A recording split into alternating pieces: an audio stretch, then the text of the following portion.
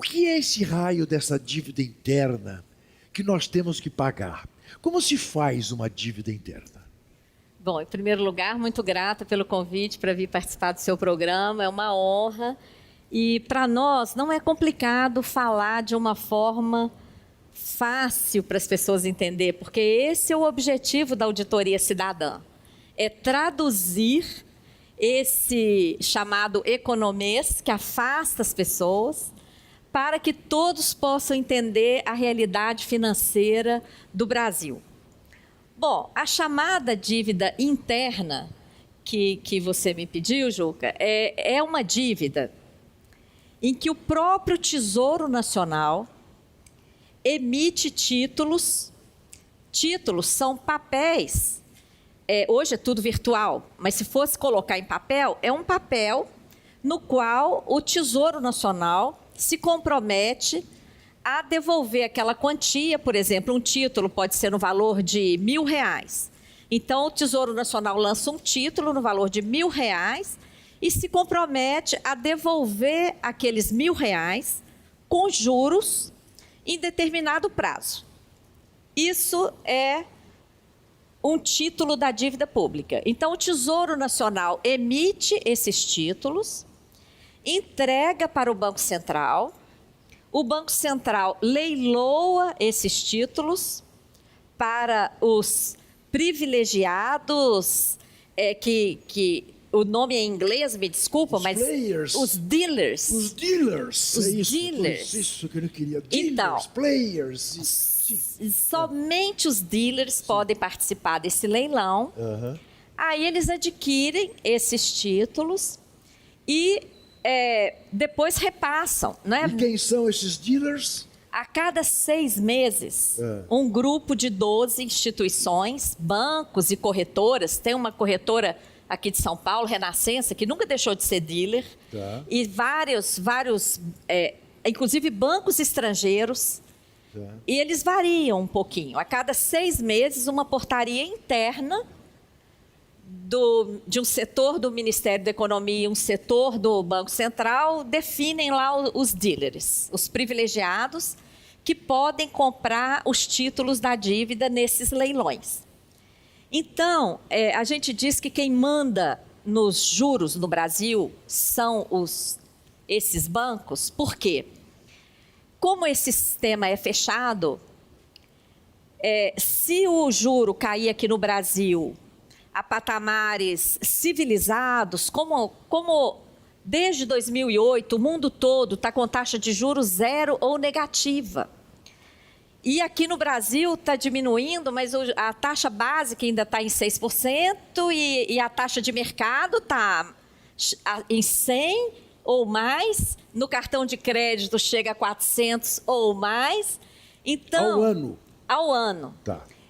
Se os juros aqui no Brasil fossem reduzidos a patamares civilizados, próximos de zero, como está no mundo inteiro, nesse sistema fechado que foi construído, os dealers podem simplesmente cruzar os braços e falar assim: não vou comprar, não vou comprar os títulos no leilão, enquanto essas taxas não subirem. Então, é uma opção do governo brasileiro, principalmente do Banco Central, das autoridades monetárias e do Ministério da Economia, de construir um modelo dessa forma. Mas eu compro o título, quer dizer, eu vendo o título para me capitalizar, para poder investir. Aí que está o problema. Porque no Japão, por exemplo, a dívida do Japão já supera mais de 200% do PIB do Japão. A interna? É enorme. A interna? Sim. A dívida em títulos do Japão. Okay. E lá o Japão emite títulos, porque hoje em dia, vou fazer um parêntese aqui, essa definição interna e externa, hoje, ela não tem mais tanta importância. Hoje é dívida pública, porque como o mercado financeiro mundial globalizou, não tem fronteiras, por exemplo, dealers aqui no Brasil são vários bancos estrangeiros. O Citi está lá, o Deutsche Bank está lá, vários bancos estrangeiros estão como dealers. Então, hoje em dia a gente trata de dívida pública. essa definição interna e externa perdeu um pouco a importância. Antes de passar para a Rosana e para o João, eu só queria uma maldadezinha. Essa corretora Renascença tem alguma coisa especial que ela sempre está no... Não sabemos. Esse mercado, ele é muito... A gente sabe quem são os donos da Renascença? Não, não? Não. É tudo muito reservado, sigiloso, né? Tá. Agora, só para concluir para a população essa definição de dívida, eu vinha falando do Japão. O Japão realmente tem uma dívida gigante, mas o Japão usa a dívida para fazer investimento. Haja vista aquele país lá perdido no oceano, com um clima horroroso, não tem quase nada lá. Olha o desenvolvimento socioeconômico. Sim.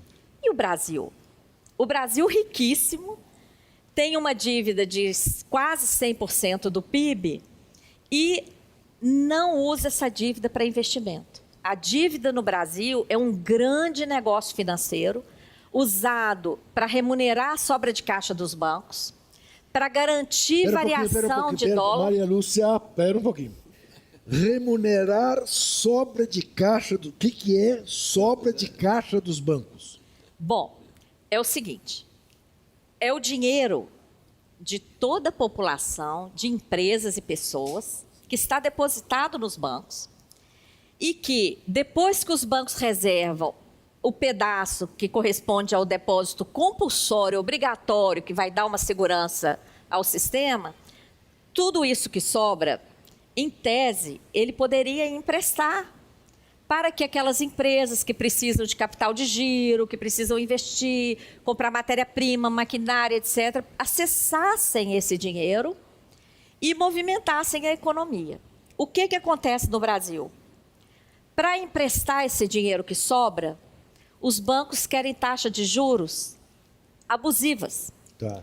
Quem tem uma conta muito boa vai lá conseguir, na melhor das hipóteses, 10% ao mês, que por ano vai dar mais de 100% ao ano. Isso é proibitivo, principalmente para indústrias. O que acontece, então, com essa sobra? O Banco Central aceita um depósito voluntário dessa sobra de caixa, entrega títulos da dívida para os bancos, em troca dessa sobra de caixa, entrega os títulos, não vende não, porque se vendesse, o banco teria que esperar o vencimento para receber o juro. Então, ele simplesmente entrega. Essa operação pode durar de um dia a algumas semanas, o tempo que o banco quiser. E, durante o período em que o banco deposita no Banco Central e o Banco Central entrega o título para o banco recebe uma remuneração diária. Essa operação, ela ao mesmo tempo gera uma montanha de dívida pública. Atualmente, o dado mais recente divulgado pelo Banco Central é de maio de 2019. 1,420 trilhão da nossa dívida está em títulos que estão remunerando essa sobra. Ainda bem que vem a reforma da Previdência, pega já 1 trilhão e já paga parte disso aí.